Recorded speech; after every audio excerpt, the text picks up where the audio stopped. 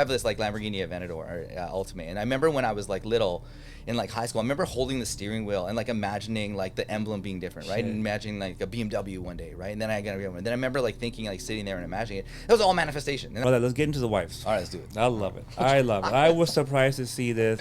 And I'm just gonna start doing that. And so like we had the conversation with both of my wives. They understand the whole concept of like, there's no playbook to life, and like whatever works for you works for you. There's so many, honestly, the craziest thing with me, this whole thing, props to anyone the way they want to live lives. I don't could care less what you do, and like if you want to live your life and do whatever, go for it, right? But 2 wives, multiple kids, more than 5 dental offices, driving exotic sports cars, driving the world, a believer in manifestation. This gentleman who I'm interviewing, Dr. Amer, he went from having a divorce and depression, living a life that some would call a dream life, facing some dark moments, to now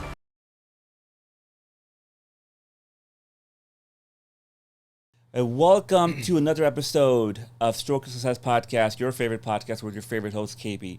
Today I'm here with someone real special, someone I met on social media. His story just got me. Something I'm trying to achieve myself, multiple clinics, of course, the lifestyle, the family man, take care of his family. Amazing individual right in front of me, Dr. Amer Hussain. Welcome, man. hey, thanks so much for having me, man. Great to... Dude, we've been trying this Yeah. for a year. Yeah, absolutely. Yeah. So I'm going to give you a few compliments, bro. I like thanks, to salute thanks. people, the right people. We talked about some people before the podcast. We'll come back to that. Dude, you're super humble. Thank you. I reached out to you, came right back to me. We talked about some business stuff. You said, KB, any advice you want in your business, I'm here for you. That's, to me, man, speaks volumes. Someone at your success, as busy as you are, your family life, your mom, your brother, your wives, your kids, like, you don't have to do that. You did that. So number one, I salute you for that, man. May Allah bless you for that. Number two, bro, like your lifestyle. Yeah. It got me. I'm like, this guy is living the life. But I love one thing you do. You always circle back and you say, hey, you need to work hard. Mm-hmm.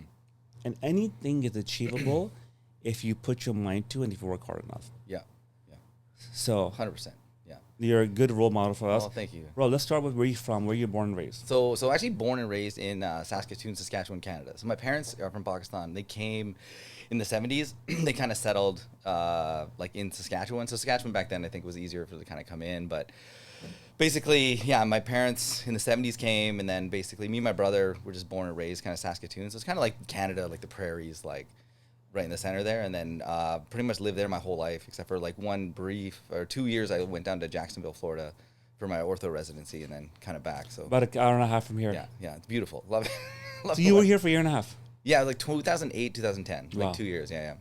Brother, you're so you and me both believe in the manifestation world, law of attraction. 100%. I study that quite a bit. They say from 0 to 8, man, your mindset is being formed. Mm-hmm. Subconscious, conscious mind. Mom and dad are fighting about money. Yeah. Then you're gonna have that belief. Yeah. What type of household were you?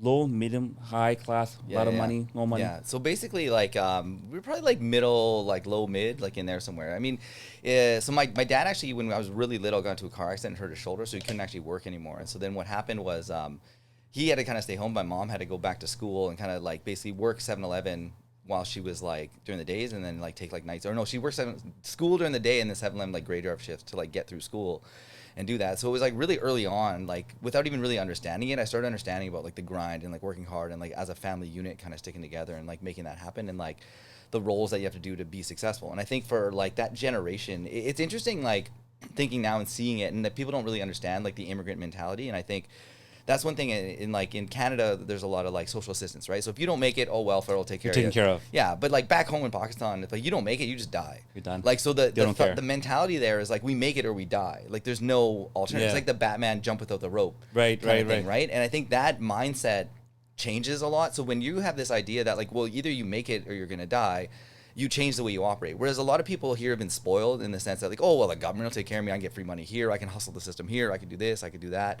And so it changes the way you work. And so when you have this different, and I didn't really understand it growing up until I kind of got older, to know how much that impacted me about like how hard you just work and you just keep going and you just keep believing, and then it'll like just kind of work out. And that goes like all these things about manifestation and subconscious. I didn't understand any of this stuff when I was little, but I was doing all this stuff back then without knowing what I was doing, right? I remember even like so I have this like Lamborghini Aventador Ultimate, and I remember when I was like little in like high school, I remember holding the steering wheel and like imagining like the emblem being different, right? And imagining like a BMW one day, right? And then I got to be one. And then I remember like thinking, like sitting there and imagining it. That was all manifestation, and that's all like visualization. It wasn't popular back then, mainstream, but you're doing it back then. And I was doing it without thinking about it, right? And I always like had this feeling like deep down inside, like, yeah, I'm gonna make it. It's gonna work. It's gonna work. It's gonna work. I never had this doubt that like it would never like work. So then get fast forward to like manifestation, all this stuff, and like thinking about that. That's where like all that stuff was like it all kind of sit in, started hitting. And I think it was like kind of COVID hit, and it was like I saw this thing where it was like, hey, you can kind of come out of this and be the same person, or you could like elevate yourself and do some things. So I was like, you know what, I might as well start reading books, doing some stuff. So we got into like meditation. We started doing all that like Joe Dispenza stuff and started learning about all these things. And so I started on that journey of like personal development. And I think that was where it was like a lot of it's that whole idea that like, you know, when you're going through stuff and like you keep blaming other people for everything, it's an external sort of thing. It's like there's no reason to change because like, well, not my problem. It's like somebody else's problem. But when you realize that like you're the problem, it's like, well, and it just kind of hit me at one point because I went through a divorce. And it was like all this shit was going on, and one day it just kind of hit me. It's like, man, it's me. I'm the one that's fucked up here, and I'm like, I need to like change what's going on. And then once you realize that you're the problem, it's like you're the solution too, because you can just change yourself, and like you can change everything, and you can totally turn yourself into a completely different person. And that's the whole journey of like personal development. And I think that when I kind of clued into that, and I was like, man, this is amazing. And it's like there's infinite levels to it. Once you get on this journey, it's like you just keep going, and like elevating, and like even back to that point where you were saying, you know, this whole thing of like, you know, helping and like kind of like reaching out, doing that stuff. I really believe a lot in like energy and like the universe, right? And I think the more you give, the more you receive. And there's that idea that like some of the most successful people I've ever met, they're the biggest givers on the planet, and they just give, and knowledge, whatever they can do and share, whatever. And I think that always comes back to you. And so I think the more you like live in that mindset and have that stuff, I think a lot of that will like circle back to you. So I mean that's I think one of the philosophies that I kind of follow. Well, there's a lot to unpack there. A lot of topics you jumped in for me. I have on my list, my mental list. Let's go back. Okay. Mom and dad couldn't work. Mom working hard. Two brothers? Just me and one brother. Wow. Yeah, one older brother. Yeah. Two. So he's the best way I explain the two of us is like he's like Spider-Man, I'm like Venom. So it's like the two of us, because he was like, so he's super like, he's like such a like solid like pillar of society, like, you know, 3 kids, like married, religious, prays, like straight arrow. The good boy. Yeah, like legitimate, just like solid, right? Like if you were like, and like did everything like went to school, killed grades, got into med school, you know, thing, lives with his kids. He's a simple guy, doesn't care about like flashy stuff, like has a garden, fish tank, like lives a really like good, no Lambo, no Bentley, nothing, no, right? And it's like the way it's like, it's kind of like, I always joke with him that it was like, so my dad had to go through and struggle so much of like, kind of like, and had to deal with a lot of shit growing up in the community, right? Oh, you're not working, your kids aren't gonna be successful, you guys are never gonna make it. So I'm always like, I'm my dad's FU to the world, because I'm like, hey man, like I made it, and me and my bro just like killed it. Now I like Lambos, watches, cars, travel, everything. So everything. It's like, basically my brother's like the like clean and like the straight and narrow version, and I'm the big like what if version. Like what if we just went for it? What if we just risk it all? What if we just go for it? What if I just do it? Like, so we're kind of two opposites. That's so many. You know That's what so I mean? funny. I love that. I like the analogy of Venom and Spider-Man. Yeah. So brother, you're not a lot of money coming in. Humble beginnings. Yeah. Your parents. I saw your mom's picture. Beautiful family you have. Thank you, they did an amazing job raising you guys. Yeah. Dude, Don't know how. I don't know how. You know what's funny? Honestly, like in like going through a divorce and like kind of going back out and like going in the scene and meeting people and doing all that, I think one thing that a lot of people take for granted is just the family unit. And like some people grow up without that family unit, they don't understand it. So I think the blessing of having my parents and my brother and me as a family and growing up as a family, I think so many people are like so hungry for that, because there's divorces, there's like separations, there's like people fighting, all that kind of stuff. So even just having that is such a blessing, and I didn't realize the power of that as I grew up, because that just becomes your normal sort of world, right? And I think that's the I remember, like, honestly, when I was going through the divorce, right, my divorce lawyer told me this, and she was kind of like, she's like, there's no normal, right? So like a kid living in child abuse, that's a normal world to him, right? So for like me, like whatever like my kids see as a relationship with my partner, that's what they're going to think a normal relationship is. And so it's like, if you want that for abuse, whatever it may be, or love, whatever it may be, exactly. that become normal. And I think for us as like, you know, even we can go back to our parents and like think about what their relationship was like. That's what we model now. And so that's why you see so many guys like, I'm gonna rip on brown people for a bit. I'm gonna rip on whatever. Go for it. Like, yeah. Let's go. Okay. So like, I think there's a huge problem, especially in like with successful like guys and stuff in our community. And this goes to like masculine, feminine sort of energy in that, right? And I mean, I talked to this other guy, this dentist today, a buddy of mine. Same issue. He was married, and they're getting divorced, and same kind of thing. I don't know what happened in one generation, but like, the men have all been emasculated completely. So if you like, there was like so many guys I know that are like successful, super successful doctors and stuff, and they're just owned by their wives and dominated. I remember there's this one story I tell all the time that like, one time we went out for like this like coffee, and like this is back when I was married to my ex, right? And basically like all the girls were at home with the like, we worked all week and we're all really successful like professionals in our fields, and like I remember we went to like Tim Hortons in Canada's like the coffee, like Dunkin' Donuts or whatever, right? So we went to this coffee shop and like we drove there and like we got some coffee. We're standing in the parking lot. One of the guys was like, "Hey man, we gotta go home right now." And I was like, "Bro," I'm like, "Can we just like chill out man. and like drink the coffee? Like, I think they'll be okay for like 5-10 minutes, man. Like we don't have to rush back." And it was like, but like over and over, like the thing that I see now is like, these wives treat their husbands like shit and just like dominate them, whatever they want, dominate the relationship because they're the masculine energy. And then the funniest part about it is like, you fast forward, then the son gets married to somebody, and then all of a sudden that son's getting treated like shit by his wife, and then the mom's like, "Hey man, why are you treating my son like shit?" It's like, well, you treated his dad like shit for like 20 years. Like, what did you expect was gonna happen? And it's so funny to see it. And like, a lot of guys like get in these situations and they don't know, because again, I think most guys in general, like especially in our community, they're nice guys. They want to work hard, do good in school, and then relationships, again, you model what you see, but they don't understand the whole thing about dynamics and stuff. And I think there is like something to be said about, there is this toxic masculinity, but there is also the too far on the other pendulum with the way it went to feminism. So I think there's a happy medium that's in there, and so I think the pendulum always swings kind of both directions. And I agree with you. I think, look, we come from a lot of toxic behavior in Pakistan. 60s, 70s, man. It is what it is, right? And I agree with the last 20 years, last 2 decades. I've been married for now probably 16 years. I've been with my wife for 22 years. I met her in college. Congrats. Yeah. Yes, thank you. It has been easy. I come from a divorced family. So like you said, I'm carrying all that shit. And she carried her shit. And like, we finally now do self-development. We meditate and we pray. So we found our happy medium. But going back to your point, man, you want to touch on your marriage, the divorce. First one, Was that arranged? No, so funny enough, so we, Saskatoon, grew up, not a ton of like Pakistani Muslim people there, so she's Pakistani Muslim. We got married, and it was like, you know, I was young, I was probably like 21, 22, and she was like 2 years younger than me, and so we basically, in my head, I was like, you know what, like I, you know, need to not be fucking around, I need to be like good, I should marry, it's important. And like, she was getting a lot of proposals, her dad was trying to get her like married off really young. And so she talked to me, she's like, "Hey, if we're gonna do this," like we dated in high school, and then she was like, "If we're gonna do this, like this is it, because I'm gonna get married off to somebody," right? So then I was like, you know what, like maybe let's do it, right? And it's like, this is good for me, this is religiously what I'm supposed to do, you're supposed to be like whatever, right? In retrospect, maybe not the best thing, but I'm happy 3 great kids out of it and stuff, and we grew a lot. And you 3 boys? 3 boys on that one, yeah. Mashallah.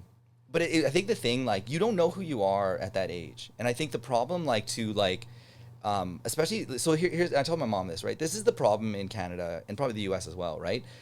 All these girls are like, "Well, I'm Islamic, Islam says this, Islam says that." As soon as you get divorced, they're like, "Fuck Islam, what does Canada give me? I want all that shit." So it's like, what happened to like God now, man? Now we're not gonna do that? Yeah. So it's not, the society's not built for what it is here. And so like back home, or like in like Saudi or whatever, you can get married to someone really young and do the whole thing. And when you split, you don't lose all your stuff, you're not like debilitated for like years. So back there you can kind of like play that game. But in Canada, you can't really play that game because it's not built, the society's not built for it. So it's a different set of things here. And I think that, like, you know, going back and stuff, again, at 18, 19, 20, 21, now I see my kids, I'm like, dude, you don't know anything about yourself. You haven't figured out what you like, you know, different type of people. And I remember, like, you know, going through the divorce, right, and leaving, and I was like, man, there's no way I'll ever get remarried. Like, why would I ever go through this again? How old were you when the divorce happened? I was like 36, I think. So it was like about 15 years married, shit, right? Bro. Yeah. And so it was like, I went through that whole process, and like, I remember like coming out of it being like, yeah, I'd never do this again. But then it was like, because I thought every single person was gonna be like her. But then you get out and you meet different energies, different people, different personalities, the masculine, feminine.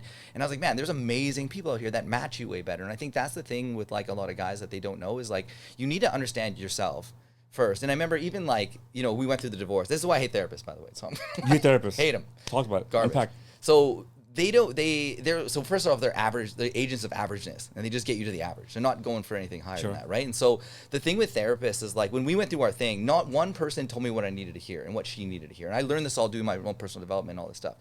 And it's that the whole idea that nothing changes until you change. And so if someone would have said to me and her, hey, both of you guys are shit and both of you guys suck. Change yourself. Both of you guys get up here Yeah. and then reconnect up here and then you'll be fine. No one said that. It's always like, well, she does this and she does this and he does this and da-da-da. So like, but you can't expect someone else to make you happy. You have to love yourself first and you have to do the stuff internally first. But not one of these guys said that to me. And I never, one of them said, I went to so many different people. Dude, I even went through 2 exorcisms. I went through like, I was like, I could just be unhappy in the marriage, man. I could just be like, yeah. But it was like, oh no, it has to be something else. And oh, the devil's got him and this and that. And I was like, Jesus, guys. But like, anyways, a whole nother story. Wow.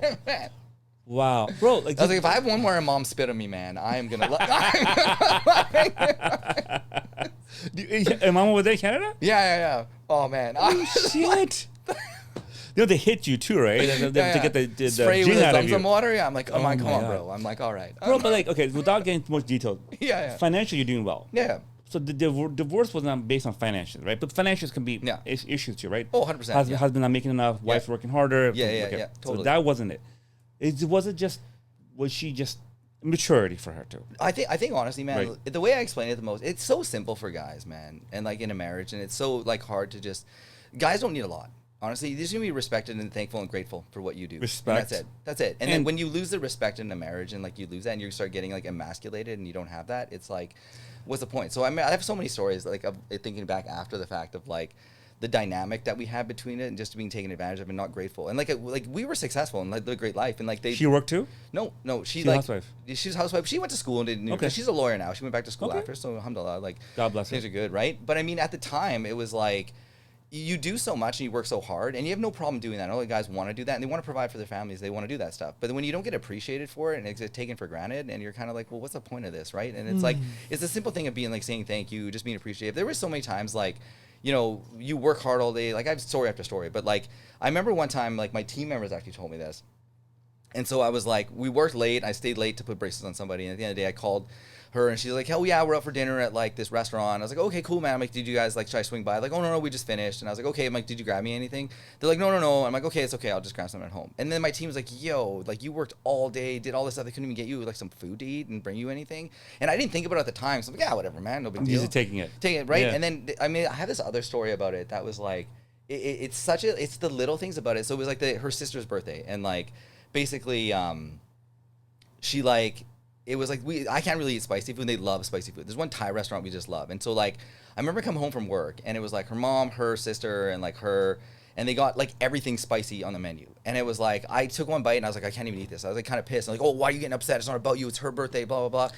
In my head, I was like, you effing like whatever, right? I'm like, dude, you can't get one thing for your husband and be like, hey, let's get one dish mild or medium. Yeah. And there's like 4 dishes. Like you could just pick one and think about me, right? But it's those little things, right? In relationships, right? That add up. And it's like, when you don't have that at some point and you're like, man, and I remember I would go out, people would meet me and they're like, man, like you're young, you're funny, you're happy. Like, why are you like, so like not like happy there, right? Or like, you're not like, and then a lot of guys like, man, you don't love yourself. And I was like, what?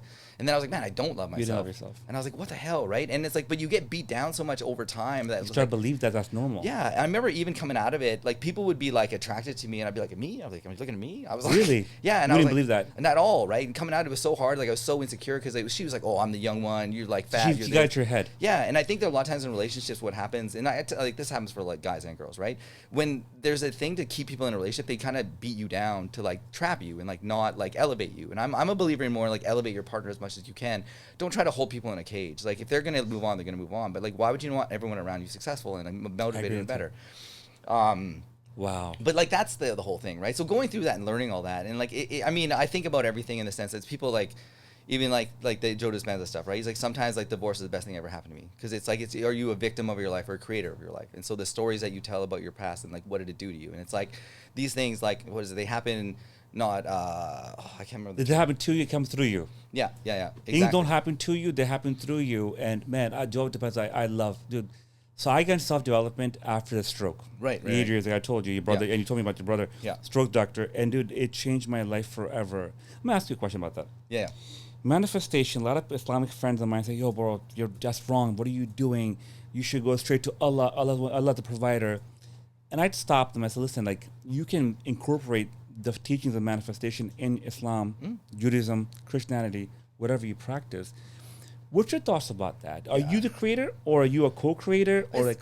It's all through Allah, regardless, right? And I think, but it's like, I think you can like kind of guide it whatever you want, and like you're gonna. I think the thing with like, if you're the universe, right, is Allah. That's like, you're manifesting something. You're trying to connect to source. That's Allah. That's what I say. You know what I mean? That's what it is. That's what it is. Whatever you believe in. Whatever you believe in. Right. Like if you talk about one singular source, like that's it. Like that's the whole thing. But like everything about your life and like everything about this stuff, it's like they're not mutually exclusive. I think people get too caught up. Like, they do. With religion, and they like, oh man, your ankle's like not showing enough, and like, oh my God, like you're like this. Like, dude, like first off, everyone's on their own path to like religion. And let me do my thing. You do your thing. And it's like, thank God you're not the one judging me on the day, judging. Like, yeah. Fuck, we're right? fucked. Like we're all Jesus. Fucked. Yeah. The amount of stuff, right? And like, but yeah, I think you can like, they're all like kind of connected, right? I don't think it's like you have to think that they're two different. I think if you put too much emphasis on like, oh, these crystals, I need these crystals, then that's a little too much, right? You know what I mean? And like, I think again, even like Joe Dispenza's like, man, don't give your power away to these items.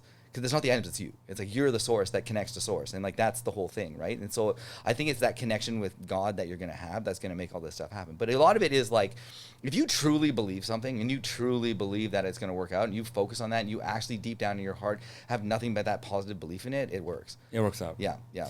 Do you have a daily routine for your manifestation routine? It was better before. It's kind of like topped off a little bit now. But I mean, honestly, like a lot of times what I try to do now is like after I'm done praying and like I kind of sit there for a bit and just kind of meditate and kind of sit after like while I'm there just to use those time and that moments to do it and just kind of like integrate it that way. You embody it now. Yeah. Right. I interviewed this one gentleman, some superhuman, big company, online fitness company. Yeah. And his company is valued at $52 million. He goes, man, I just embody it now.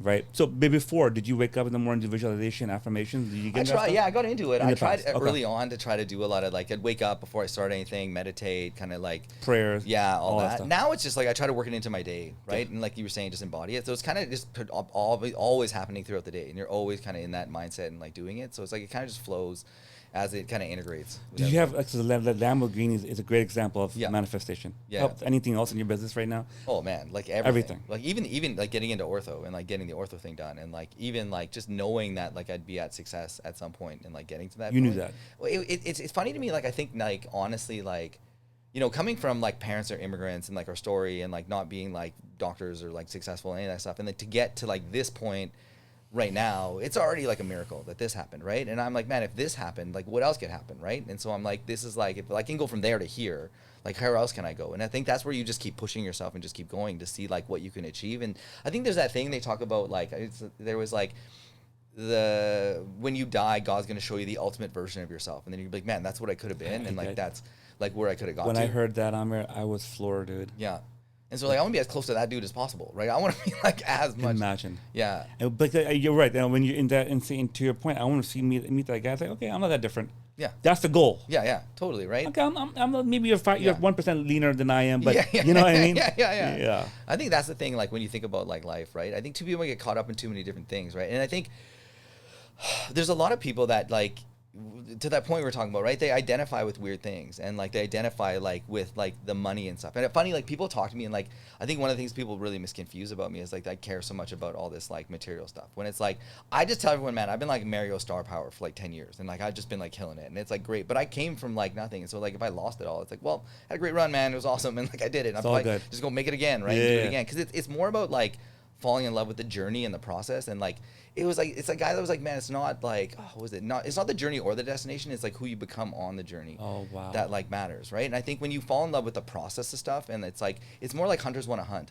and it's like you get the prize and it's like great, but it's like, hey, I want to keep hunting. And like so when guys are like, hey man, you're working so hard, you're still doing all this stuff, like what are you doing? And it's like, well, I just like enjoy the process. Like that's what drives me, and I enjoy like this, like tweaking things, working on things, making it work, making it doesn't work. What do we do? And like that part of it is like what I fell in love with. And that's when guys talk about like you're training for basketball, you're training for wherever. Like fall in love with the process of what you're doing and like enjoy that piece of it. Because when you get to the end, it's like, well, that's like it's great and you get it, but it's like that whole part of it. And when you meet guys that are really successful, that's why they keep doing different things. And like some guys will never want to retire because it's like that part of it is what they love, and like that's the piece that's like exciting. And so like, yeah, man, like the watches, the cars, the travel, like it's all awesome. Don't get me wrong. Like I super like enjoy it and it's great, but it's like, that's not the ultimate thing. That's not, again, the identity thing. So when those guys we were talking about, like when all they identify with money and guys like kill themselves, it's because they have nothing else. And that's their own identity. And so if they lost it all, they're like, well, I don't know what to do now. And I don't know how I'm going to like flex and I don't know what I'm going to do. But it's like, you know, when you have other pieces like faith and family and all these things, that's what really is important and that's what really matters. And all this other stuff is like this like sprinkles on top of like what you're doing. No, you said it, man. So we were discussing a gentleman before this. I'll just not say the name, but it's one of my guests in the past. And I was sharing you my experience with a gentleman. I think the keywords and on social media, especially, I'm hearing about is identity work and nervous system regulation. And your identity is so crucial. Like, quickly, give my example. I was stroking out 8 years ago, lost everything, lost my job, couldn't walk, couldn't talk. Fast forward 9 years later, 2 clinics in Charlotte, on to more. But man, like I think about myself, like what was the difference now and then? And it was truly me becoming that person. And when you become that person, your habits would change and your reality would change. And you want to be a good person, you should live like a good person. Yeah. Right? The identity of a good person. Yeah. I think people miss that point. 100%. And the biggest thing I find, and like over and over, and like, it's authenticity on, especially social media, and like when you see this stuff, like the authenticity always wins. And like you can only be something fake for so long before it gets exposed and people see it. Because it's like you, after a certain amount of time, you can't like keep that charade up forever. And so I think when you see people that are actually truly authentic in who they are and like how they're living, and like that's the thing that I think really, the people, one, I think social media, people want to see that. They want authenticity and they want to see what's happening and like vulnerabilities. Yeah.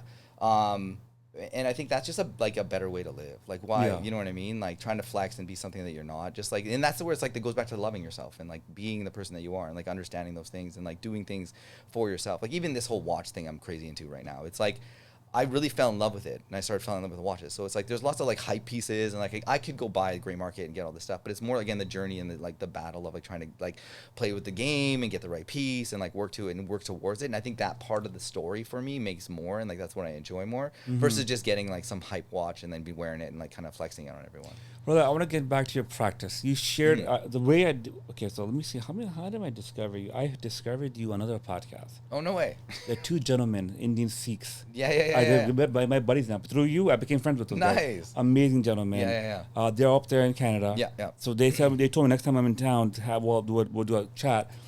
You said something on that show podcast of how the first office you opened, you were super young. Yeah. And you almost got fucked over or something like that, right? It was the lease something. Was that you or something? Oh, I think it was it was construction guys. Construction guys. Oh man, like honestly, so especially when you're a doctor, immediately prices go up. Everyone's trying to hustle you because they just like immediately like. I remember the story basically was like, we were signing the construction lease and he's like, oh, it was like a Friday, and he like called me up and he's like, he gave me a price that was like 200K higher than I wanted to pay. And he's like, oh man, they're all in. I just want to sign this off and get this done. And he's like, oh, we can wait for some more to come in, but you want to just sign this off now? I'm like, no, man, I'm good. I'm like, we can wait. I'm in no rush. Like, we can wait till the other prices come in and, like, make a decision. Yeah. Dude literally called me back, like, an hour later and dropped the price, like, 200K. And I was like, you an asshole. I'm like, you were literally just fishing to see if I would bite on this. And I'm like, how many guys have you done that to that worked?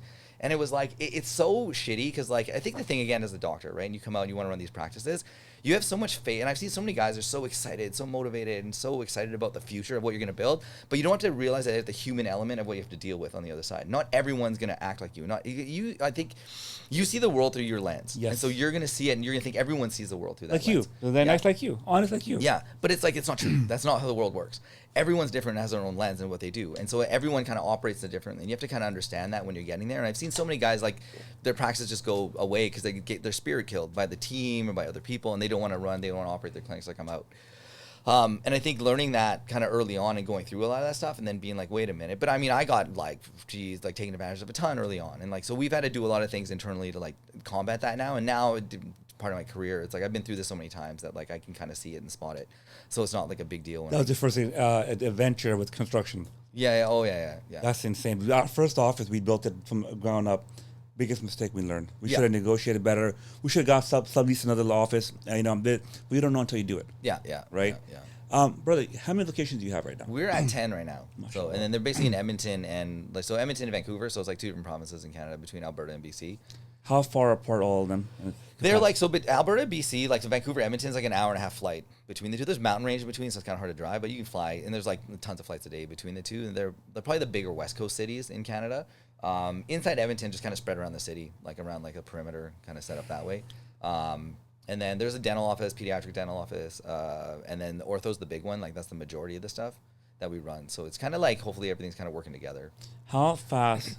How much time did it take to open 10 locations? Oh man, it was like honestly, about every like 2 years we just kept going. And so like I went to like school in Jacksonville, and so I met a lot of guys that had done sort of multiple practices. I kind of got exposed to it early, and then I kind of saw it. And so I was like, hey man, if I want to do this, what's the best advice? This one guy in Texas had like 30 some practices, and he's like, honestly man, he's like, get really good small. And when you're really good small, go really good medium. And when you're really good medium, go really good large. And if you like it, then go extra large. But like, it would kind of give me the idea, okay, like get really good at each stage. And then when the foundation's built and we're strong, take the jump. And then don't just like spread to spread and like get as big as you can, as fast as you can. So that was sort of the idea, is just kind of slowly do it. But like, we just kept going and it just kept working. And like, we were just like flying early on and things were just working. And we really like, changed the game in like our city from like a marketing perspective, way we deliver treatment. And so that was one of the big things that really helped us grow so much. A lot of the guys there were very complacent and like they'd like own the market forever, and they were like, oh yeah, no, we do these things, and like it was very like doctor centric. And so we went really learning from the States and seeing what happened out there. I knew that it was just a matter of time before this came to Canada, and like especially in the cities, you can kind of project like things that are happening in like bigger cities before they trickle into the other cities. And so I'm like, this is going to happen. Like marketing is going to come, direct billing insurance is going to come, all more like better payment plans, all these things are going to happen. So we just need to get on board with this. And so we started doing a lot of that stuff, and then we were just nice to patients, right? Like a lot of times in medical and dental, like when they've kind of been there enough, people get like, well, we're the big dog. I don't need to have good customer service. I don't need to do anything because I have enough patients coming in, so it doesn't matter. That changes, right? And so like that is going to eventually change. So that customer experience becomes such a crucial piece of what you have to do. And so really focusing on that customer journey and the customer experience all the way through, and thinking of it not so much as like a dental medical practice, but as like a customer service based like industry that we need to take care of these patients and like take care of them and have a great experience, really helped us kind of like grow really fast. And then it's like, I think the biggest piece when you're growing up thing is like, you got to kind of become the people's champ and get your patients to love you, because they're the ones that are going to really spread the word. So advertising and all that stuff's really important. You got to get them in the door, and like you have to get them in your practice. But if you're dropping the ball when they're in the practice and they're getting a bad experience, you're burning all that money on marketing. But if you can convert that one person into 10 more people, it's so much more valuable. And I think that's where you really like kind of make the difference. And that's where that like every piece of your practice, all the way from the customer when they first show up to when they're getting treatment to when they finish treatment to like the follow-up, like that whole journey is important to really emphasize, to grow. And I think that's the practice of what we kind of focused on to help it grow. Brother, when you opened the first location, how old were you? So I was 30, I think, on that time. 30 years old. You're married? Yeah. How many kids at that time? 3. Okay. Yeah. Were you nervous? You know what? Honestly, it was, I kind of always knew I wanted to own, and it was funny because I was trying to get loans from the banks, and like the bank that I used all through school, that I was like, you gave me all this free money while I was in school, and they were like, yeah, we're not going to give you anything now. And I was like, okay. And I was like, what the? And I was trying to get deals. I was trying to work for people out there, and it was just the shittiest deals they were trying to give me, right? And I was like, well, I've always wanted to own, so I'm like, I might as well just own. And then I found a bank, they like offered the loan, got it set up, and we were good to go. And so I was like, let's just do it and like go for it. And then like I was like, my mindset was more like, I've been a student this long, I don't need to change my lifestyle yet. I can eat like noodles and mac and cheese, and I can like just live a normal life. Simple life. Yeah, while I'm growing the practice. And then it's like, that was the thing that I was like, well, I'll just keep doing that and like do it. And then I can own my own practice and like go for it. And so it just ended up working, and like everything just kind of kept going. And so then it just grew and grew and grew. And then it like kind of took off from there. But that was kind of how it just went. Were you the face of the company? Yeah. First office? Yeah. Okay. So how do you do a second office? Still me. Like ortho is interesting because people are on schedules, and so they come every 8 weeks or so, right? And so we can like optimize days. It's not like dentistry where like people have to come every day and you're seeing people every day. Ortho is like, you come for treatment, it takes about, let's say, 2 years for treatment. You're going to see it on an interval to kind of go. So you can schedule appointments and kind of make it kind of do that way. So doing that, I could kind of optimize locations and do a bunch of days in one, a bunch of days in another, and kind of bounce between the locations. 3 locations. Yeah, exactly. 4 locations. Yeah. Where I'm getting at, Amer, is I learned really fast. When I opened Norma, it was my wife as the face of it. I learned that was a mistake I made. I think I should have, because she's only one. Yeah. How many people can she see in 2 offices? Well, 2 she can do. Yeah. 3, 4, 5, 6, 7. That's not a brand anymore. 100%. So when I go see your brand, yeah, and I feel like you're far distance between all of them. Yeah. So are you really the brand anymore?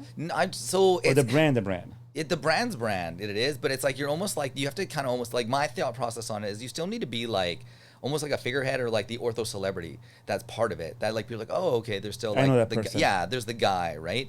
And then everything, but that's where it goes to like the culture and the experience and like how the office operates. They all have to run the same. That's Same like way. if you go to like a Lululemon anywhere in the world, it's going to be the same kind of Yeah. experience you're going to go into. And so same thing with like dentistry. If you're going to do this and scale it, you have to have a brand and an identity, and that system and that culture and that things that happen in all those locations has to be the same, because it can't be like, oh, well, I go to this one office and it's great and I don't want to go to the other office because it sucks. It's like that should never happen. Like it should be the same sort of experience in all those locations. It's not like I only go to this one Starbucks. I'm not going to go to that Starbucks because this Starbucks No, it doesn't is happen like that. Yeah, right. Nobody thinks like that. So it's like, if you go to Starbucks, you're going to go any city, anywhere, you're probably going to get the same level of like whatever it's going to be. And I think the same thing in like healthcare. If you're going to do this, you need to think like that and operate like that, where you're 100% right. You can't have one doctor that's the guy that does it, because then everyone wants to see that doctor. Exactly. You want them to come see the clinic, and like the clinic has a standard, like, oh yeah, that's the clinic, they're really good, let's go see those guys.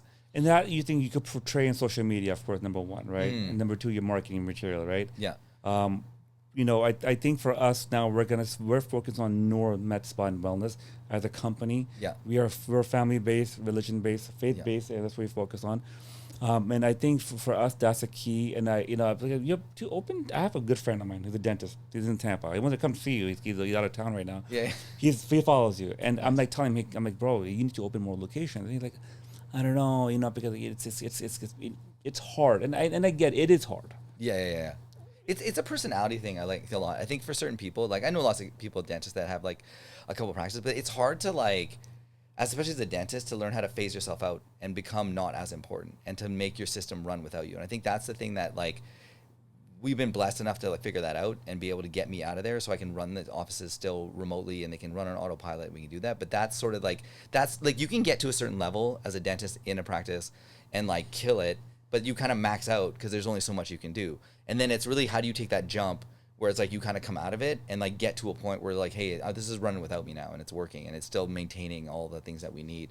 That's sort of the biggest like jump for people that like that bridge. Yeah. And it's like you almost have to like kind of go through a little bit of like not so great until you get to the other side to figure that out to get there. And I think that's the piece. You're uncomfortable. I mean, a lot of guys that don't want to take that jump and don't want to do it. I don't blame them. Yeah. Not for everyone. Yeah. Oh yeah. It's definitely a personality thing, right? And I think it's not everyone. And dentists and doctors are really type A. Like they do everything themselves. They're built themselves. It's hard for them to like let go and like not trust their team, not empower their team members, not do those kind of things. They want to do everything. And I think that's where it's like you have to kind of know yourself and what your personality type is and if this is something that you can do. But I mean, the amount of guys I meet that are young that are like, I'm going to do it, man. I'm going to have like 100 offices. I'm like, all right, bro, let's go. Go for it. Let's do it, man. But yeah, I mean, also like the fact of like, I agree with you, to dentists and doctors, like doctors overall, and medical professionals. Like my wife is a physician, but she comes from a business household. And I'm a businessman myself. I'm a marketing guy. So we were very lucky to be together, blessed. But I have a bunch of doctor friends coming to me. Hey, we want to open a med spa. We want to open a med spa. We want to open this.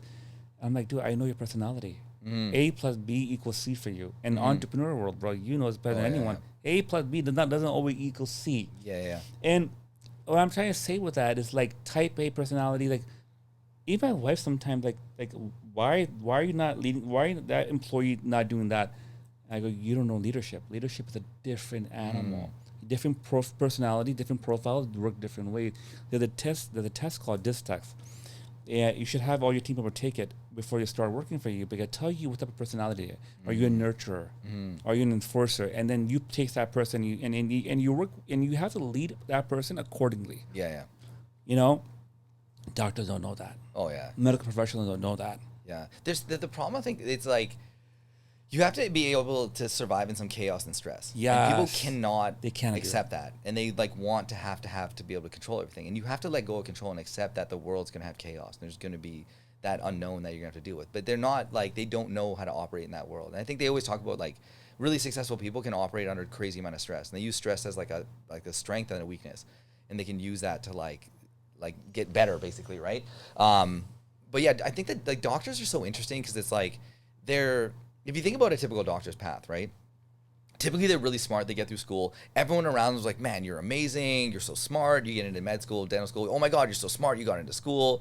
You get through school. You graduate. You get into a specialty. Oh my God, you're so smart. You're amazing. It's a big deal. Yeah, It is a big deal. But when they graduate and they get out and they get with the rest of the world, they're like, oh, man, I'm amazing. This is amazing. I'm like, no, you're not. You're not at all. You're at the beginning now. And you need to relearn everything. There's actually like a chart for this. I have to figure it out. I'll tell you the name of it. But there's an actual thing that talks about like the smartest and most overconfident you'll ever be is when you first graduate. And then you kind of get your ass handed to you a bunch. And then eventually, like, hey, I don't really know what I'm doing. And then eventually, okay, I kind of figure this out, and you get better as it goes on. And that's for residents across the board. And even we see it with like the new docs that we get out, right? But it's like you just don't know what you don't know. And but you've been told so long that like my mom says I'm the best, everyone says I'm the best, I'm the best. But then you're like, yo, you're definitely not the best. You need to learn all this and be humble enough to know that you need to keep learning and keep growing. But it takes them some time to kind of get your ass handed to you over and over again. But you're like, man, I don't know what I'm doing here. I got to figure this out. You're still right. Yeah. And by the way, brother, you can't really blame them. Oh yeah, no, it's just the environment that you go through, Yeah, right? but I mean, I didn't go to medical school, dental school. I salute you. I salute every one of you medical professional out there, from your world to from all any type of medicine. Yeah, dude, it's a lot of schooling. I was dating my wife. We got engaged. We got married.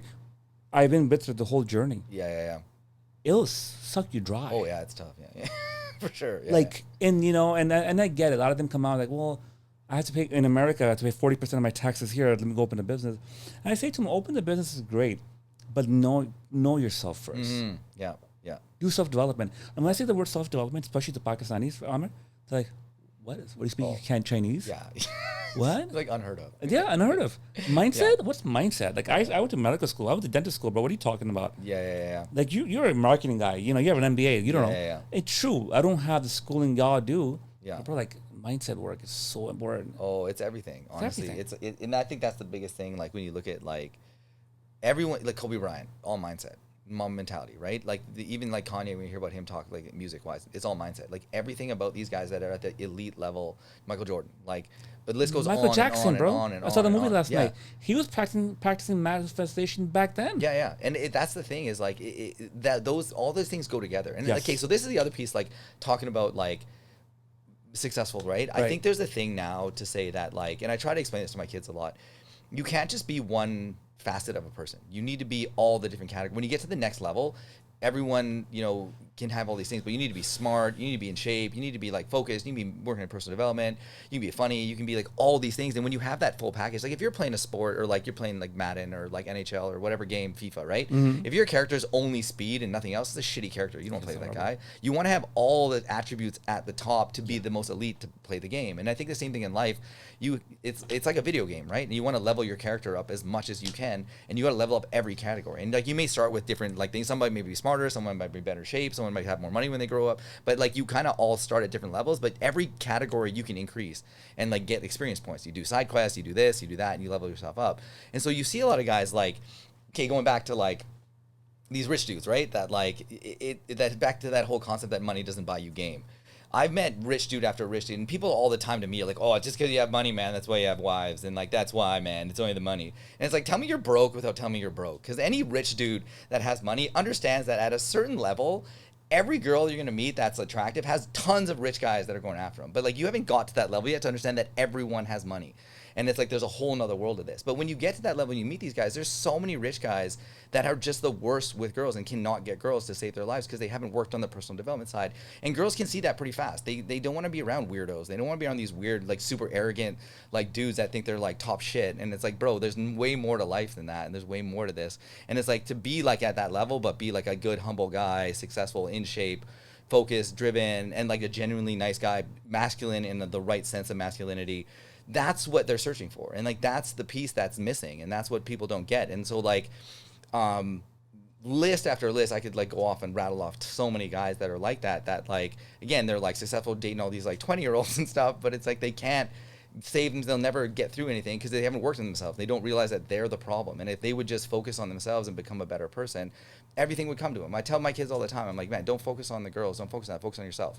And like everything you're doing right now, like study harder, read more, exercise, meditate, pray, get all your categories as high as you can and work on that. And then be what, like when guys like, how do you get girls?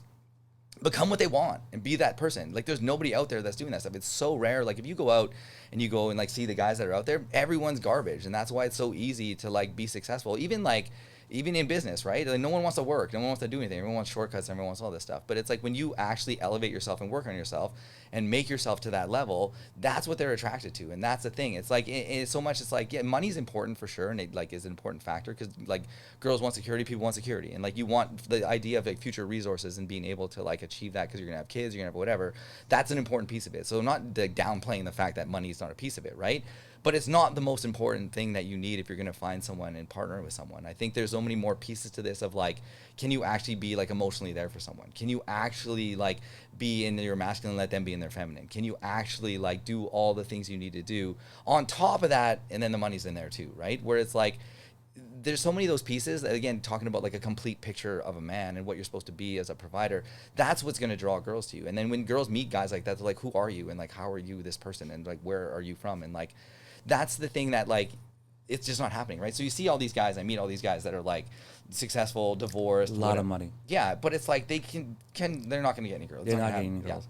And I see that quite a bit, man. I travel for my podcast, I go to conferences, and I meet a lot of men, Amer, not bad looking either. Yeah. But they're single. They have so much money. Mm-hmm. They're not single by choice. Some are. Yeah. Listen, I don't judge anyone, man. Yeah, like no, more sure. power to you. Yeah. As long as the girl's legal and you're, you know, and man. you're good, consensual. Man. All right. Yeah, you're good, man. That's what matters to me, man. And but like, you know, a lot of people look. It takes time for men to find success. Yeah. 20s, you're fucking around. 30s, kind of settled in. 40s, you're like, okay, bro. Yeah. Like, I got some shit now, right? Yeah. And men are having huge issues meeting a good girl or girls because, like you said, I go back to an example. I told my wife, I can't pour into you until I pour into myself. Mm-hmm. You know, there's an example, there's a metaphor, and when you're in an airplane, an emergency happens, they say first you take the safety harness you put on yourself, and then to your kids. Yeah. I can't be an amazing father to my daughters until I pull into myself. Mm. My mom, single mom, raised me, man, and she passed away to cancer, but she did so much for me that she was not pouring to herself. And I look back now, like, man, like, I wish she was around to see the success I've had. And I kind of blame her, like, Mom, you should have taken better care of yourself. Mm-hmm. You know, and so coming back to our discussion here, man, men need to, people say, oh, I have the money. Yeah. I made the money, bro. That's all I need. Yeah. But you're right. How available are you to your partner? Mm-hmm. How available are you to your kids? Yeah. Your mom, your dad. Yeah. When I saw you take your family to Umrah and Hajj, man, Yeah. dude, I was so taken back. Sure, and we'll get into the wife topic. Yeah. But that's the one topic my friend wanted me to ask you about. It's a really popular topic. I have a question my friend sent to me. Absolutely. But the fact that, like, bro, you can live this lifestyle. You go to concerts. You went to the Weekend concert, I think, a year ago. Yeah. I stopped that reel, by the way. That was an amazing reel. Thank you. But then you have this life. Yeah. Then you have a kid's life. And you take your mom to, you know, Saudi Arabia for... Yeah. Like, you're filling all these cups. Yeah. Well, it's back to that whole idea of just being the complete person, right? And like, I don't think anything's mutually exclusive, right? And everyone's on their own journey to kind of get where they got to go. But there's so many people that like think that things have to be like one way, and if it's not this one way, then it's not right. But it's like there's no playbook to life. And like I think going through, like I tried to play the whole like Pakistani Muslim and got my ass handed to me in that first marriage, right? So I was like, hey, I got a second lease on life. I'm gonna live for myself and just be as good a person as I can be, live by God's laws, and like try to do the best I can. And anyone that wants to be around that, great, come with me. I'll be amazing and do what I can, but I'm not going to like live a secret life. I'm not going to lie about stuff. I'm just going to be who I am and authentically who I am and just like live and just be as like loving and like fill up my cup so it overflows into everyone else's, authentic. Right? Yeah. You are your authentic self. And that's the problem with the world today, my friend. Yeah. That men and women are not being authentic to themselves. Yeah. A lot of men I know personally, like in your status, a lot of money and medical schools, they're miserable. Yeah. And their marriages. Well, a lot of it, like, people wear masks, right? Yes. And like, especially like, for us, like growing up, the one thing for like our culture was like you had to be so many different people, so lying became so normal. Yes. So you're one thing with your parents, you're one thing at the mosque, you're one thing at school with your friends. Yeah. So you lived these multiple lives because you had to survive in society and like do that. So that just became normal. So getting to a point where you can just tell the truth and be authentic is so hard for so many guys. And one of the thing is, so many guys are so scared of the ramifications of what they do if they try to tell the truth. When most of the guys that talk to me that are in weird situations, I'm like, man, just tell the truth, and like the truth will set you free. And like that's one of the things that like, if like the house is built on lies, then it's gonna come crumbling down anyways, right? But it's like just tell the truth and be honest, man. And like why you live in like these like things and why you like trying to like lie and hide stuff, right? There's no point. to it. Like, just be as authentic as you can, live your life, be happy, be a good person. Be a good person. Right? Like, I'm not saying do anything crazy, but like, just tell the truth, right? And be honest about it. And if That's people so are, if they're great. If they're not, then they're not, right? And I think like the whole thing of, you know, even the whole, like, going back to the, like, the money and the success thing and like how that attracts like girls.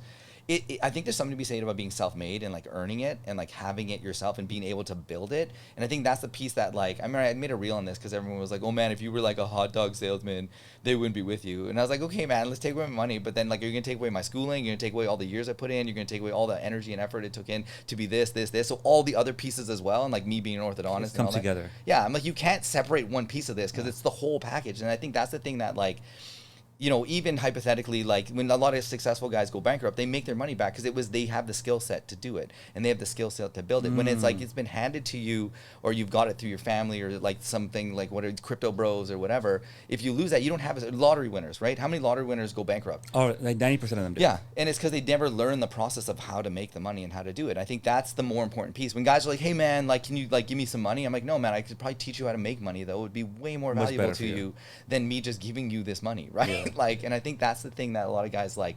So sometimes when you turbo through that process and it's been handed to you, it's like it's different. And like when you meet guys that are actually self-made and that actually earned it and actually done it and like been it, they're a different type of person and they're a different sort of like beast that they become because they had to put in that time and effort to like build it versus like just being handed to you.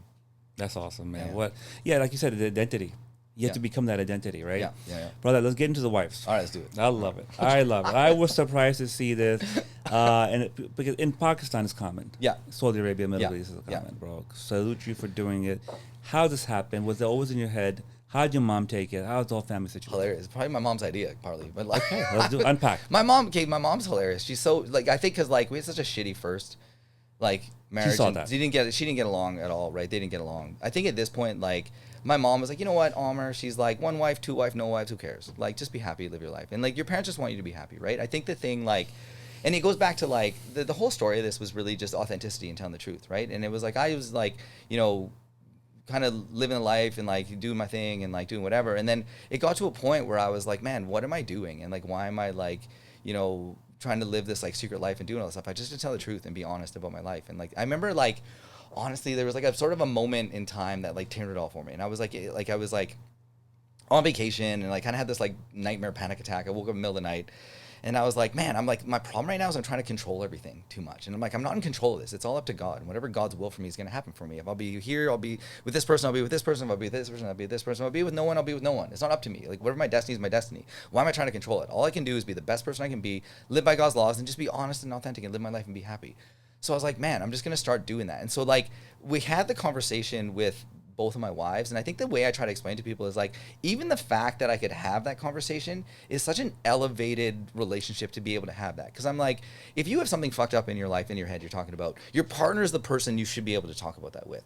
If you can't have that conversation with your partner, why is that your partner? And why are you doing that? I remember with the therapist in the first one, right, and all that stuff, it was like, they were like, if you can't be honest with your wife, you're not going to make it. And I was like, yeah, that's probably not going to happen. So I was like, we're not going to make it. But like going forward, it's like, it's true. If you can't have that honesty with your partner, why are you there? It's not like I'm going to go to some random third person and try to have a conversation with them and open up to them. When it's like, you're the person that I spend all the time with. And even if you have stuff, I'm the person you're supposed to talk to, not anyone else. So having that conversation, being able to have that conversation and sort of an elevated mindset and doing it. And I think a lot of it too is like, they're very spiritual. They're very into the spirituality. They understand sort of like a more altruistic way to live. They understand the whole concept of like, there's no playbook to life and like whatever works for you works for you. There's so many, honestly, the craziest thing with me, this whole thing, and I mean, props to anyone the way they want to live their lives. I could care less what you do, and like if you want to live your life and do whatever, go for it, right? But it's like, it is okay for me to turn into a girl and like marry a dude that turns into another girl. That's okay. If I came out as gay and I married a guy, I'd be celebrated for it. You're right. If I like turned into a furry and you'd put a litter box in my office, celebrated, right? But at the moment you get two wives and you're a man, it's like, oh, this is unbelievable. This is where we draw our ethical line. I'm like, how is this the line that you guys draw and come up with? But I honestly believe that there's this attack on masculinity that like anytime, like there was that documentary that came out, Manosphere, right? Yes. It blew my mind that he was like, to that couple that was talking, I think it was that Justin Wheeler, and he was like, oh, that's your relationship? Oh, That's what you're doing? And you're okay with that? Could you imagine if he did that to a gay couple or an interracial couple or a lesbian couple? The outlash, like I would have been canceled in a moment. But the fact that he could do that to a masculine man and a feminine woman, that's the way they choose to live, and that's okay because that's their choice. But it's okay to attack that type of thing. That's the only relationship style that you can attack still, and it's accepted in wide society. But it's one of those things that, like, I do think that masculinity went too far and it got too toxic, and then the pendulum swung all the way back, and now it's kind of coming back. But if you look at the Islamic way to do this, there's an actual prescribed way that this works, and it's actually a really positive, strong way that everything goes. And so, like, you know, when we talk about like our lives, we have like a daughter and another daughter, and like building a family and trying to think about, I think a lot in terms of like decades versus like years, right? So I'm thinking, okay, when my kids are older, what's going to happen in the whole, you know, trauma they're going to go through, their subconscious programming, all those things. And I'm like, yeah, man, I could be like 99% of the world and like whatever, divorce one and like have another one and like whatever, or we could try to build something different and like be something. And there's a prescribed way for us culturally and religiously that this works. And it's like, if you can do those things and get that way, then why not? Like, go for it. Again, like, no playbook to life. And if it works for you and you guys are happy, go for it, right? So I think being able to have those conversations and think about it in those terms of things. And I think that's the thing, is like, you have to have a really like accepting, like loving partner that really understands that. And I think if there's enough like love between everyone, you guys understand each other and really believe in each other, it works. And I think a lot of it is like, again, masculine femininity and kind of understanding that, and like how the dynamic works, and like how you build a family. If you go back like 1,000 years in time in any other place, and you like look me up and tell you successful guy, this, obviously he has two eyes for sure. But like society now for some reason is like, no, not going to happen. Right. And so it's like, there's things that if you look at like where we are today in society and like what it is, that is just not allowed. But if you go, again, any other country, if I go to like, you know, like, what is it? Even like there's countries like, I think like I want to say France, I could be wrong, even in some Asian countries, it's like, it's acceptable to have a mistress, and like even the wife will pick the mistress. Yes. So it's like there's different cultures. I think France, Europe, yeah. Yeah, and there's different cultures that like it's just accepted and that's just normal, right? So just because this doesn't go with your cultural norm and it's not okay with you culturally. Open your mind, bro. Yeah, man. And it's like, again, if it works for you and people are happy and it's working, man, who do you to judge what's happening, right? I think what happened, their foundation gets shook. Like, what are you talking about? Like, bro, yeah. For our non-Muslim viewers, like our prophet, you know, peace be upon him, he had multiple wives. Yeah. I mean, you know, that's the way things were back then. And now, so funny, a lot of things now in the world, they're preaching stuff, principles that Islam talked about years ago. Oh yeah. So it's not about Islam, this podcast, but I'm just saying. Oh, for sure. So like, people need to relax a little bit. Well, dude, even I saw this guy, there was those guys in Texas, and they were like fighting that guy that came, and then the one guy was like, he just burned him so hard because he was like, you have multiple wives. He's like, oh, what? It's better to have like 8 baby mamas and just like leave him alone. That guy, I was like, well, biggest burn ever. What is this? So true. Again, if I was like, it's so funny. We're talking to like a bunch of like, actually like a mom and like, in our city, right? And I was like, yeah, man, honestly, there's so many guys that like, they cheat on their wives all the time, but like, oh, he's a good guy, stays with his wife. Yeah. And it's like, that's okay. And like, that's accepted, right? Or if there's a guy that has like 5 girlfriends and like, you know, none to take care of his kids and like has all these baby mamas, that's okay inside. But as soon as you're like, hey, I'm going to like actually take care of my family and like make sure that the right way. Equal. This is like, this is unbelievable. Yeah. Right? And it's like, dude, like, so it's really interesting to see, but a lot of it, like you said, it's just cultural and like understanding the dynamics of it. Do you all live together in one house? No. So it's 2 separate houses. Okay. And like everything's equal, right? So they're about like a minute apart from each other, and like everything's split 50-50. Islam says. Yeah. So it's just split up like that. And then it's like, it just works, right? And like, it just kind of like everything works for us as a family. So it's like, it all kind of plays out. Mentally, does it ever get to you? Does it ever drain you a little bit? It's just normal now, right? Like going back to that concept of like identity, normalcy. It's just normal. Like, this is just my life, right? And this is just what it is. And it's just like, it's no different for me versus someone else that has a different life and he lives a lifestyle that I'd be like, that's weird to me that you live like that. Because it's just my everyday. Like, even honestly, like the Lambo, right? Like getting into it and driving every day, to me now, it's normal. It's just like the car I drive. I don't think about it like that. Whereas like the first couple times you're like, yo, right? I'm bringing a Lambo. And it's still awesome, right? But but you know what I mean? It becomes like, everything eventually becomes normal. And the watches, the shoe, the travel. You know what I mean? So it's like, this is just what I do. But whereas a lot of the people that haven't experienced that would be like, wow. And then there's stuff for me that people are doing that I'm like, whoa, man, that'd be nuts. Like, you know what I mean? So I think it's one of those things that like, when you're in it, it just becomes what it is, right? And I think that's where it's like, if you're always like, it's an empty hole of like hedonism. You're going to chase stuff forever. You're never going to fill it, right? So there has to be other things that fill you up. That like, if you're just always like trying to like, you know, get another watch, get another car, get another girlfriend, get another what, you're never going to like fill that hole. You know? Never do, bro. I realize that now, man. The other day I was talking to my good friend. Hey, bro, I can get a Lambo. Then my other friend will get a Ferrari, and he'll get a McLaren. Oh shit, bro. I'll do that. The watches, the rollies, the Hublots, it never ends. Oh yeah, and I think it like for me, like it's funny, like I like even so I get invited to a lot of these car events and stuff, and I don't love going to them, right? Because I think a lot of guys there are just doing it to flex. Where it's like I actually genuinely, if you talk to You like enjoy it. my wife and stuff, they like know how much I genuinely get into stuff and actually passionate about what I have. And so like the car for me was like I always wanted the car and I love the car and I drive the car because I love it. So I even drove it in winter. Like I drove the shit out of my Lambo, and it was like people were like, "Yo, you're driving it in winter?" I'm like, "Yeah, man, I want to drive this thing because I bought it because I enjoy it." Even the watches and stuff, like I'll get scratches on them and stuff, but it's like I want to wear it. I bought it to enjoy it. I didn't buy it to be like, "Hey, man, check out my shit." Like, you know what I mean? Like, yo, look.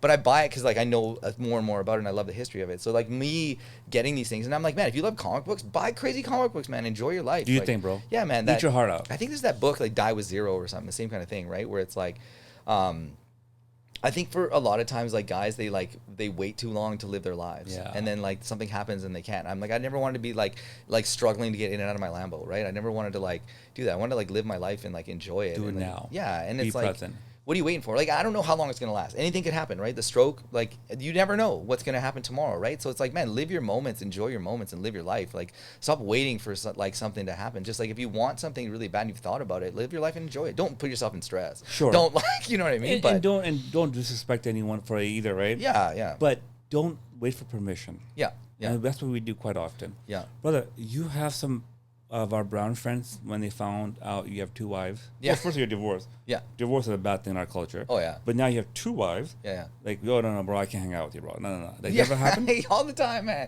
But it's hilarious because it's like there's such fans behind the scene, but like in front of their wives, like, hey, man, I can't really support you on this, man. Like, but it's like, I mean, it just goes again to like when you went through divorce, you go through that, you find out who your true supporters and friends are. I think that was one advice my friend told me. He's like, you're gonna find out who your real friends are going through this thing, and it's like it's almost a beautiful thing because you really see like who's there for you, who has your back, and who supports you, right? And I think it shows you a lot of like it kind of makes your circle tight, and you find the right people to be around, and like you want to keep your energy and protect your energy, and like I don't think people understand like back to manifestation, all those things. Energy is such a real thing, and you can feel it. Like when you go in a place, you can feel it when you go in a room. You can feel the energy of anything. And so surrounding yourself with that and cutting people out and keeping people, you're just protecting your environment, protecting your energy. And I think that's the thing that like, you know, back to me working when I go to work, I want to slam my days because I want to be home with my kids. I want to be around certain environments. You want to control like those pieces. And I think the more you can, the more, again, to manifestation, the more you build your universe or your world of the energy you want, the easier it's gonna be to manifest. So the more, like, I remember hanging out with some guys and like you want to go home and take a nap because you're like, man, I'm so drained from this like hanging out. And then you hang with some guys, you're like super pumped after that meeting. You're like, man, I want to go do something. And like I'm so motivated to like keep working and going stuff. So I love hanging out with guys that are really successful. One of the other reasons I love trying to meet successful people is to like learn their mindset and talk to them and understand what they did and like, can I pick something up from this guy and can I learn something? So I've never been the kind of guy to be like intimidated by another successful dude or like hate on another successful guy. I've never like hate never flows from the top down, it always comes from the bottom up. And so I've always, when I see people that are killing it, I'm like, how'd you do it, man? Like, what'd you do? And like, how'd you pull this off? How'd you get that car? How'd you get that watch? How'd you like, you know, get those clinics? Like, what did you do? And then if I can learn something from somebody and figure it out, it's like, it's just sharing all that knowledge and like being around those people that I think is really, really important. Yeah, I sense that a lot, quite a bit, especially in brown people. If I have two brown entrepreneurs successful, they're not very friendly for the first time they meet each other. Yeah. They size each other up. Yeah. Kind of like kind of cold. I don't get that, man. Like me and my wife talk about the day. Like I always cheer for not brown, my friend doing well. Yeah. I'll give shout outs to social media. I'll give the company shout outs. Like I like to promote my friends that are doing well. Totally. I don't have this thing like, you know, how big is yours versus mine? Or what do you got? Yeah. Or you got 4 clinics, whatever. And the brown community, man, has to go a long way. Yeah. I mean, before we wrap up, we're reaching an hour here. Oh no. Brother, what's the future looking like for you guys? I mean, honestly, like, I think so much, like, and this is probably the biggest tip I probably give for most people, is just simplify your life and keep it simple. And then just work on your fundamentals. And so much for us, like, in the business, right, has been, like, just fundamentals, getting really, really strong with that kind of stuff and, like, just simplifying things. Every time you try to complicate something and, like, run a new product, do something different, it just gets way too complicated. We overcomplicate stuff so much trying to do it. If you think about, like, a player in basketball, right, like Tim Duncan, big fundamental. He was so good because he was fundamentally so strong. I think in business, if you're fundamentally super strong, you'll do really, really well. It's almost like that Moneyball movie, like get on base, just get around the bases. You don't need a grand slam every time you're at bat. But so many people try to always hit these home runs and grand slams all the time. And it's like, you don't need to do that. You just got to get really good. Like, and that's even in life with your family and all the things you do. Like, break it down into bite-sized pieces instead of these massive, like, things you need to fix. Just, like, start chipping away at stuff. And, like, eventually over time, it's like, what's that? Like Atomic Habits, right? It's just, you exponentially start growing the more you consistently do things. There's a book called Atomic Habits, right? It's bite-sized over time. Yeah. You reach success. Yeah. So what are we doing? We sell the clinics eventually? Oh, man. I mean, at this point, honestly. Open more clinics? I would say I have no desire to sell right now because I enjoy the process of it, right? And I was like, I talked to some buddies that sold, and I'm like, eventually, like, you know, what do you do? Like, you get this big payday, you get all the cash, and you're like kind of chilling. You probably do something else, right? And just do another business or something, right? Rinse and repeat. Right? Yeah. So I think for me, like, there's no urgency for it. Like, I've never really like had a desire. I really enjoy what we're doing. I like the idea of like trying to grow more clinics and do things and get them better and more optimized and like getting them to run more efficiently and like get better at marketing and social media, like all the stuff that we're doing. It's like, that stuff's been fun. So it's like, for me, there's not like a position right now that I'm thinking that. I think, who knows, right? Again, like 5-10 years. I always told myself if this ever became like a chore, I'm out. And like, I wouldn't want to do it, but as long as I'm enjoying it and like working it, it's like fun. When you do what you love, right? It's like not like you're working. You're just like. I agree, man. That's what I like to do, man. Amer, it's amazing. Yeah. Meeting you. Next time you're in town, part 2. There's so much more to unpack. Yeah, absolutely. I have a studio in Miami as well. Oh, nice. I'm probably gonna come to Canada soon. I'll look you up, or obviously do dinner. I'll tell you. Okay, this is the one last thing I'll say. Please. The one last thing, because I was like, hey, I have a lot of guys. This is a 2-wife thing, so I'm gonna give advice to all like the brown guys that want to do this, because it's like I get asked this all the time, and I'm like, bro. I'm like, first off, don't try to play life on expert mode when you haven't even finished like beginner mode. There's so many of these guys that are like, yeah, man, I want 2 wives. I'm like, bro, get 1 wife and maybe get a kid and family and make sure you can do that and handle that. Like, manage that. Yeah. Like, everyone's like, oh yeah, man, I'm gonna have multiple wives. I'm gonna do this. I'm like, bro, like, let's just like, you're not starting the game and like playing it at like expert from day one. You gotta like learn to do it. And like, again, like the clinic's growing it. If it's something that genuinely you're gonna do, like, it is a complicated thing to do. It's not an easy thing to like be in that position and do those things. So like, learn to play life on like beginner mode, intermediate, advanced, expert mode, and kind of go through those stages. But like, it's a disservice to like, I don't think everyone should have a wife. Like, I agree with that. Let alone like 2 wives, right? Not everyone's made to be married. Yeah, man. Like you said, man, love yourself first, fill your own cup, build yourself up, and then kind of go from there. And then whatever's meant for you is meant for you. Like, just like, if it's gonna happen, it'll happen. And like, don't force anything. Whatever your life is, it is, and it changes like every time. Like, man, I could go like 1 wife, 2 wives, 4 wives, no wives. It's just like, you don't know, right? Live your life, enjoy your moment, love your family, do the best you can, and like kind of live and do what you can. And it's like, no one ever anticipates you're gonna get divorced. No one's like projecting like, hey, I'm gonna do this for 10 years and then I'm gonna get divorced, man. And like, yeah, I'm like, that's the plan. Right? And it's like, but life, it just happens, right? And like, live it, love it, and like, enjoy your moments, like all those things, man, and just like focus. Love that. Yeah. Where can we find you, bro? I got that Dr. Amer Hussain on Instagram and TikTok, and then I think we got YouTube, Pure Orthodontics. Guys, you must follow this gentleman. What amazing social media, dude. I mean, you have a team doing editing? Yeah, we have a team now behind the scenes, right? Amazing. I swear it's all real, man. I swear it's authentic. I love it. But man, thank you so much for jumping on here, man. Yeah, thanks for having me, man. This was fun. I'm glad to connect. You're a brother, a future friend now. Yeah, we talk quite often. Yeah. I look up to you, man. You're killing the game. Oh, thanks, man. And me and a lot of my friends, man. So keep it up, my friend. I appreciate it, man. Awesome. Thank you for coming on, man. Yeah, you got it, bro. Thank you, all bro. right.